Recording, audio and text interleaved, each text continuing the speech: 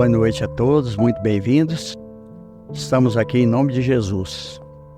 Nós agradecemos a presença de todos e todos podemos auxiliar aqueles que não conseguem buscar a espiritualidade.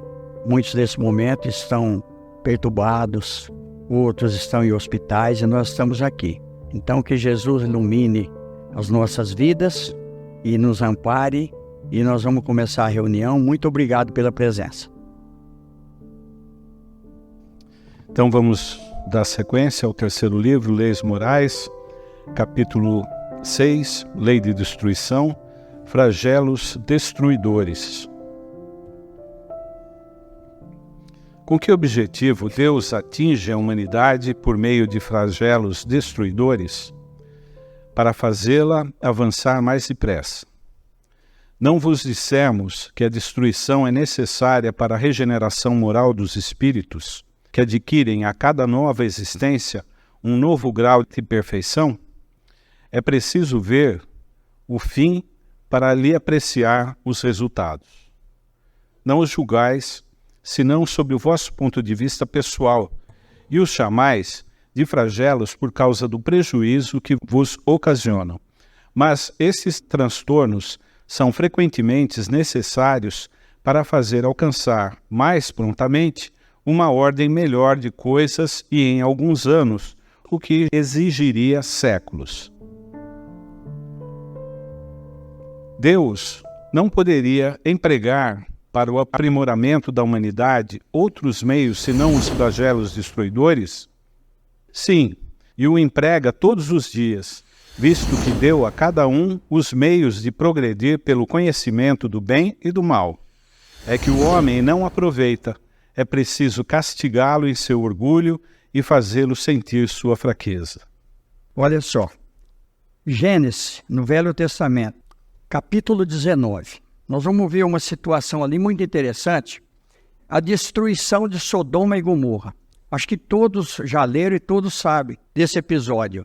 Abraão, tio de Ló, ele estava sendo orientado pelo Senhor. E ele recebeu uma informação que Sodoma e Gomorra seriam destruídas devido à promiscuidade e devido o povo não estar obedecendo às leis divinas. E olha que coisa interessante. Ele pega e intercede junto ao Senhor, dizendo o seguinte: e se tiver 50 justos em Sodoma e Gomorra, elas serão destruídas?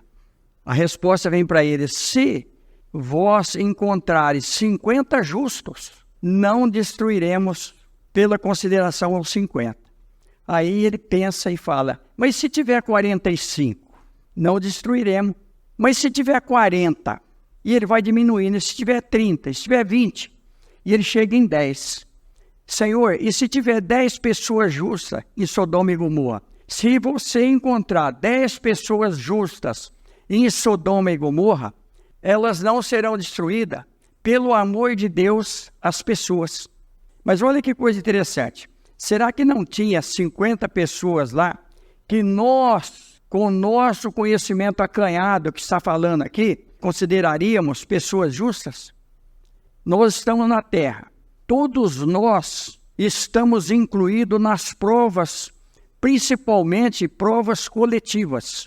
Muitas vezes a gente fala, eu já comentei aqui anteriormente, eu não mereço passar pelo que eu estou passando. Se a gente não merecesse, a gente não estaria aqui. Jesus disse que ninguém paga aquilo que não deve.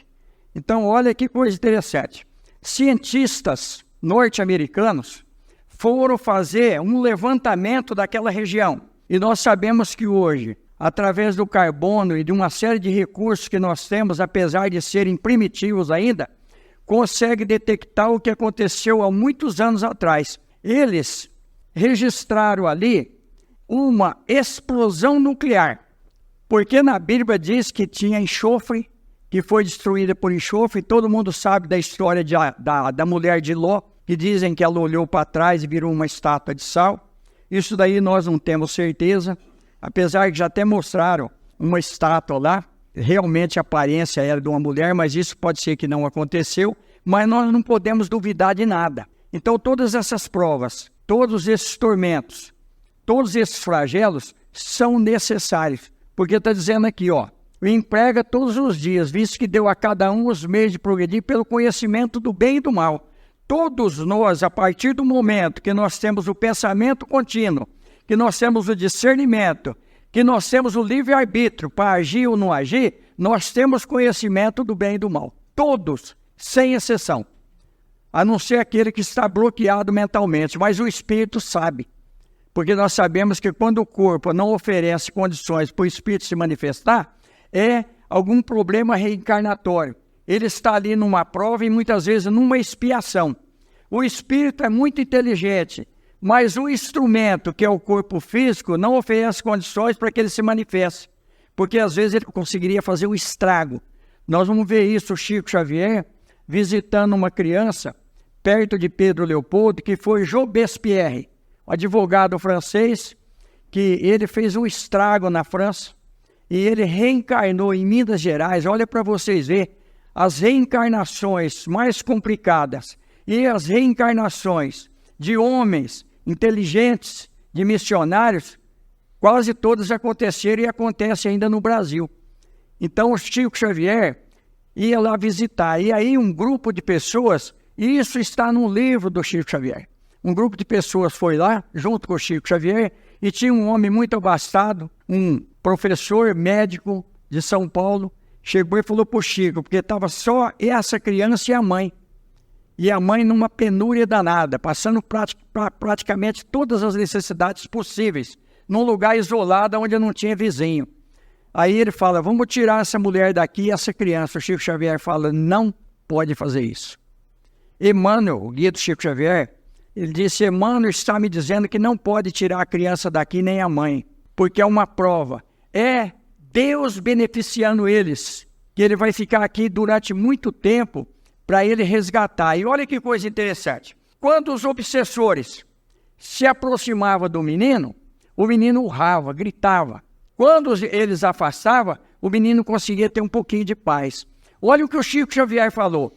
Tinha muitos obsessores junto com essa criança lá. Que criança nós sabemos que é só o corpo. O espírito tem já um currículo longo.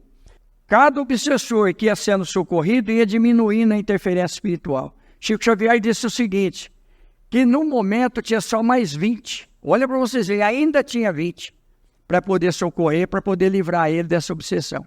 Então, olha aí, conhecimento do bem e do mal. É que o homem não aproveita. É preciso castigá-lo em seu orgulho e fazê-lo sentir sua fraqueza.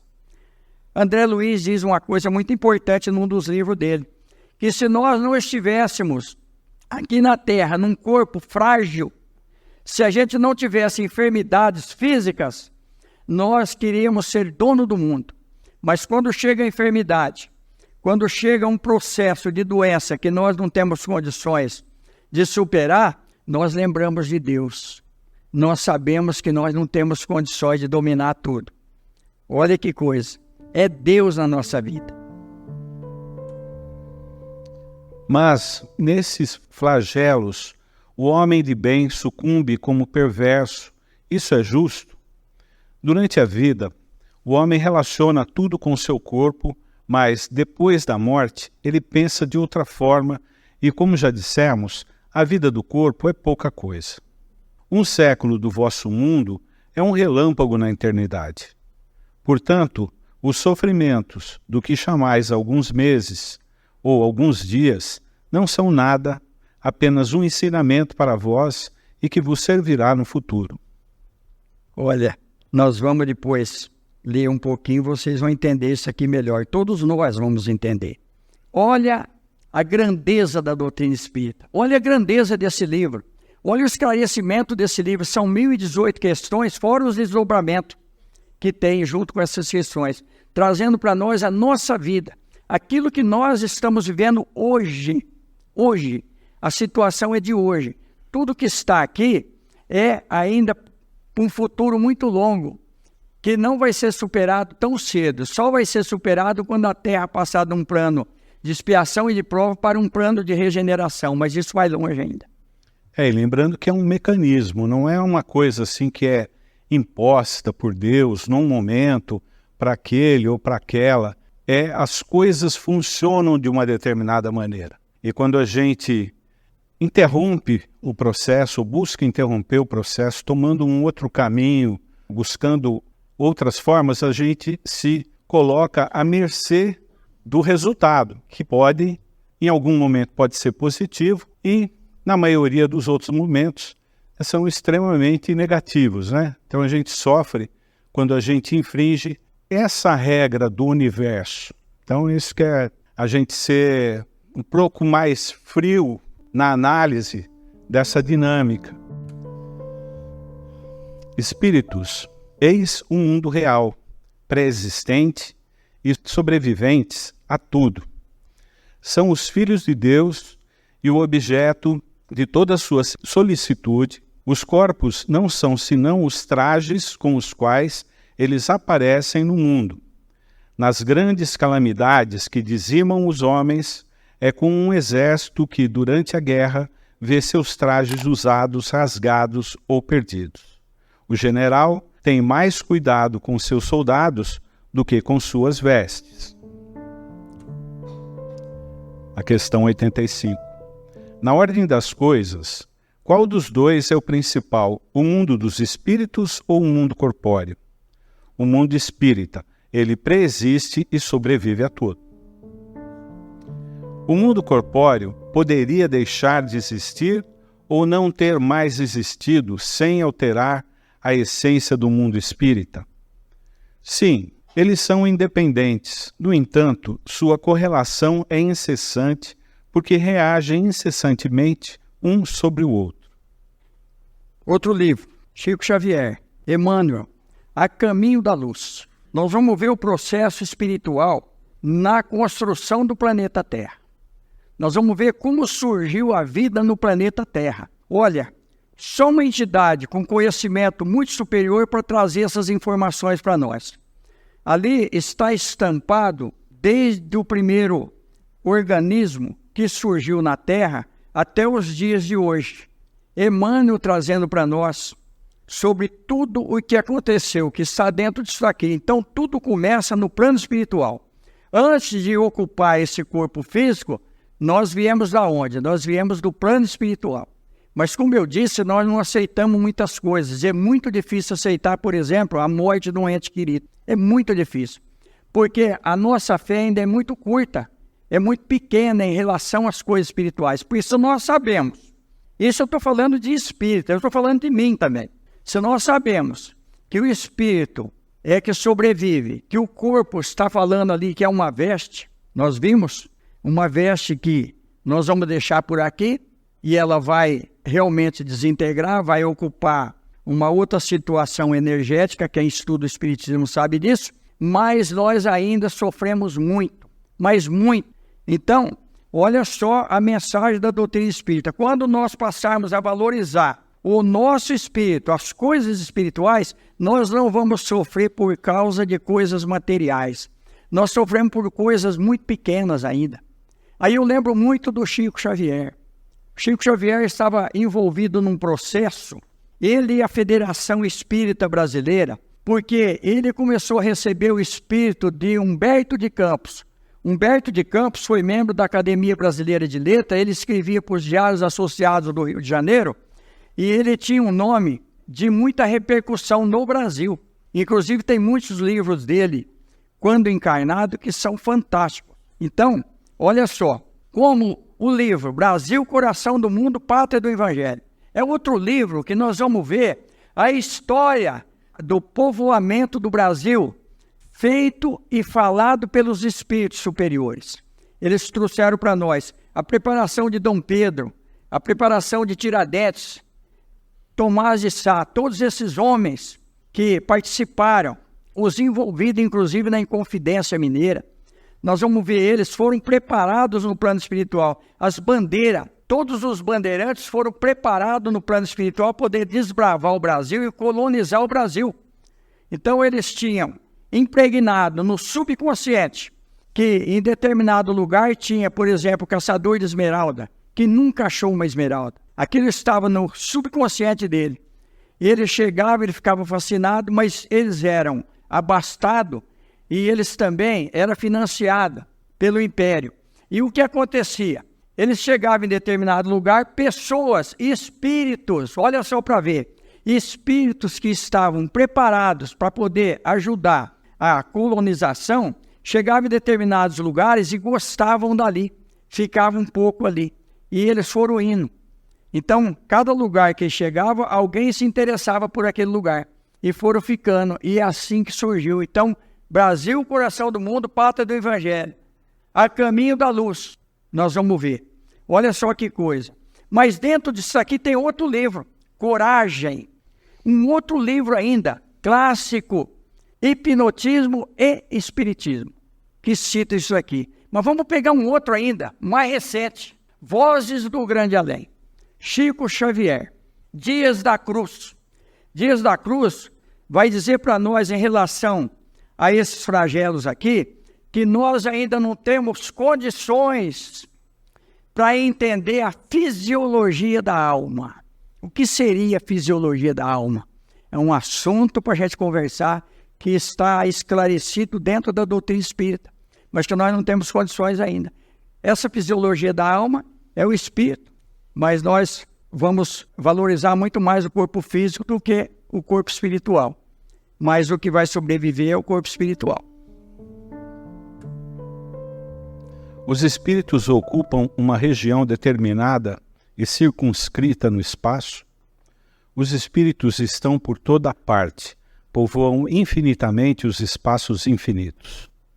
Estão sempre ao vosso lado, observando e agindo sobre vós, sem o perceberdes, porque os espíritos são uma das forças da natureza e instrumentos de que Deus se serve para a realização dos seus desígnios providenciais, mas nem todos vão a toda parte, pois há regiões interditadas aos menos adiantados. Olha só, coisa maravilhosa. Os espíritos estão por toda parte e povoam infinitamente os espaços infinitos. Se a gente começar a pensar, a gente pira. O que é infinito? Aquilo que não tem fim? Nós temos condições ainda para analisar isso, para entender isso? Nós não temos condições. Então, a reação é incessante. Por isso nós temos obsessões. Por isso nós temos interferências espirituais. Por isso nós temos transtornos mentais. Por isso nós temos aqueles momentos de euforia, aqueles momentos de depressão. Às vezes nós achamos que nós somos muito felizes. E às vezes, daí pouco tempo, nós achamos que nós somos a pessoa mais infeliz da Terra. Porque nós ainda não entendemos as coisas espirituais. E estão sempre ao vosso lado, observando e agindo sobre vós, sem o perceberdes, porque os espíritos são uma das forças da natureza e instrumentos de que Deus se serve para a realização dos seus desígnios providenciais. Mas nem todos vão a toda parte, pois há regiões interditadas aos menos adiantados. Olha a cura da obsessão aí. Como funciona isso? Novamente Jesus, semelhante atrai semelhante. Olha a terapêutica da doutrina espírita para nós.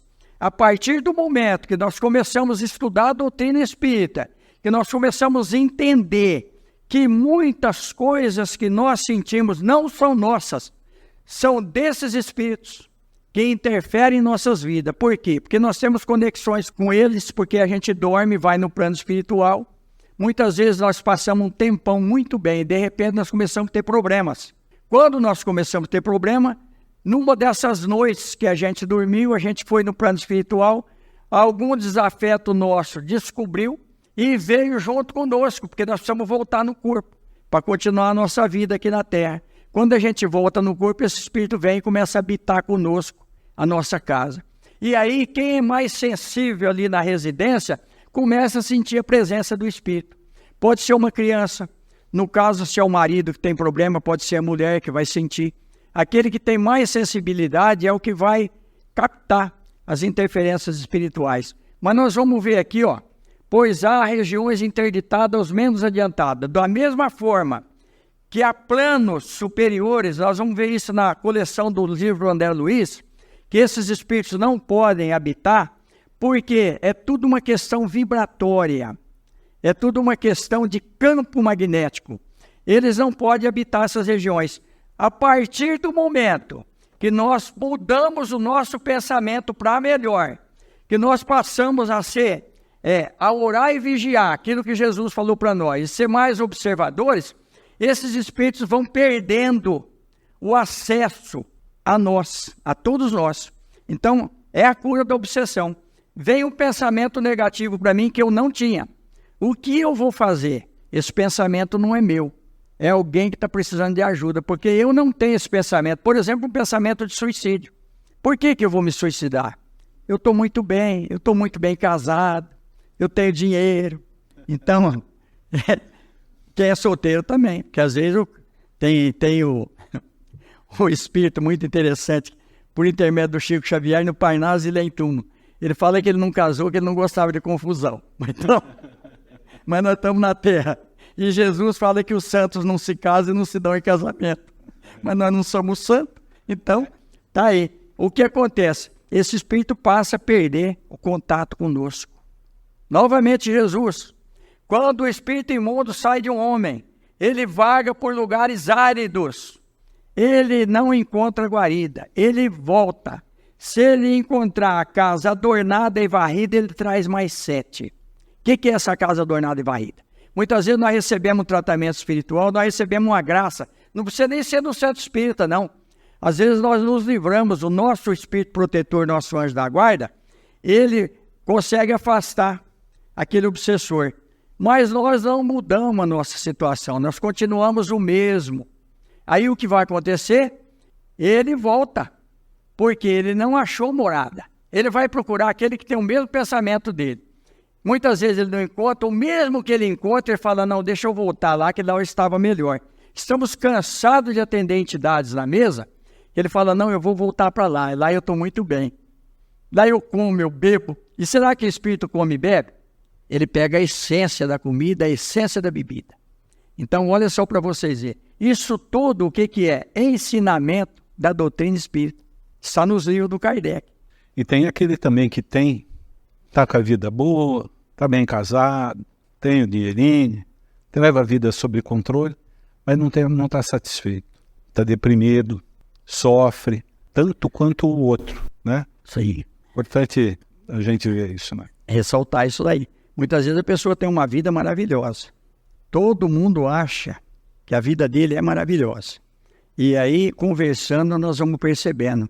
Porque, realmente, bens materiais, eles ficam por aqui. O que vai importar é o que está dentro de cada um de nós. Olha só para vocês verem. É muito interessante isso daí. Porque, às vezes, a pessoa, ele não se realiza. Aí vamos citar o Chico Xavier. Missionário. O maior espírito que reencarnou na Terra depois de nosso Senhor Jesus Cristo foi Chico Xavier. Isso eu falo com conhecimento de causa, realmente.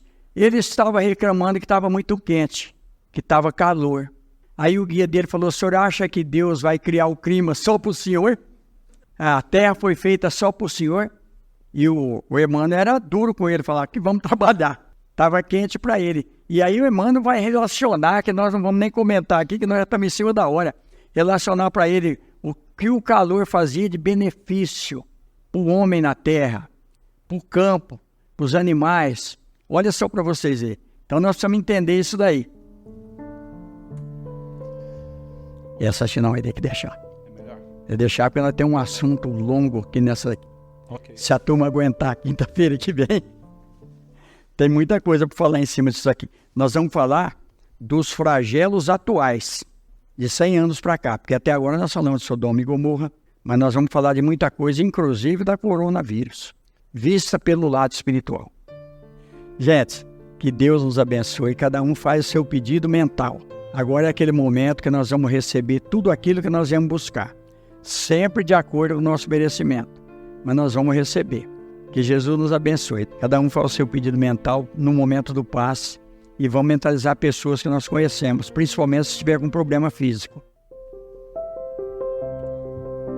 Mais uma vez agradecer a todos, agradecer muito, gente, pela presença, agradecer a Deus por estarmos aqui mais uma vez, e a gente sempre fala que Jesus é o nosso caminho, é a nossa verdade, e é a nossa vida. E que Ele nos abençoe. Está encerrada a reunião.